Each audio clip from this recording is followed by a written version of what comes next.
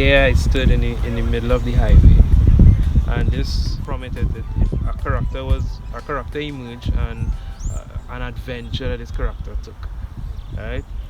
But it started with this piece, and then from there, it is where would it go? Would it go from to a play, stay as a short story, or to a movie or a novel? I chose the route of writing a novel, an adventure series, which the name and is still yet to be decided, but the stories are being written. There I was, standing in the middle of the highway, facing the eyes of death. Gwendolyn Melbourne. To left and right are those that she commanded. In this army I faced the dreaded figure of a real-life midnight robber. Not to be confused with those that we learned and played in school. Calderon frequently visited hell just to remind Satan that he was still alive.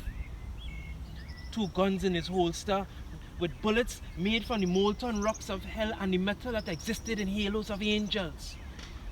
He had a whip that was carefully crafted by the bones of his victims, and the skin dried into layers of leather that rendered his tool unbreakable. This was enough for me to understand why my heart was racing so. But there was more. Standing in that line was also Simone.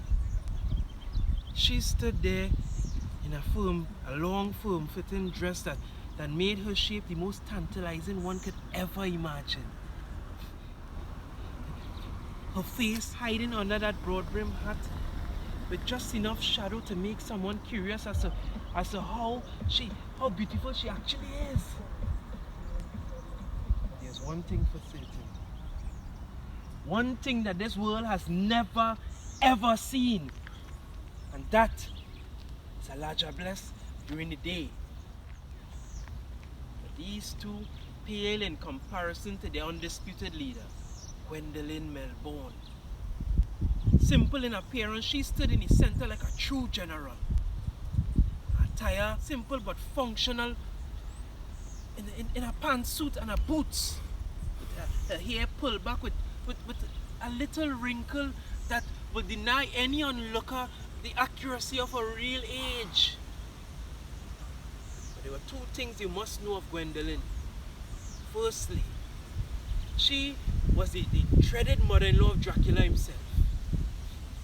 She made him a vampire after a Carnival Tuesday last lap encounter. Transylvania changed his image, but the fear of her will never change. Second thing was that she was a Sukuya, the most militant and strategic of all the underworld. The orchestrator of many accidental deaths that weren't ever accidents at all. She sucked blood for the thrill of the hunt rather than for her mere existence.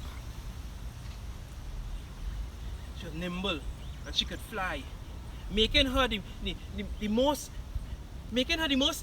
worst enemy that one could ever fathom, which made my nightmare even more real. Because missing from her attire was a medallion. One that had power that I can't even fathom. It is said that whoever leads these bunch of characters that rule the underworld for centuries must wear a medallion. One that had a bit of power that from each one of them that they command, which made this moment very clear. That's why we're here. That's why they haven't made a move as yet. If all this is true, it made this moment very dangerous. As the sun revealed all those that stood before me, the tension made things a lot more observable. I could feel and smell every drop of sweat that rolled down my face. I could smell the burning of the flesh under the general's skin. It made me notice that she was ready to attack at any moment, which made this moment very clear. Death is sure here. Whether it be mine or any one of them will be determined by my next move.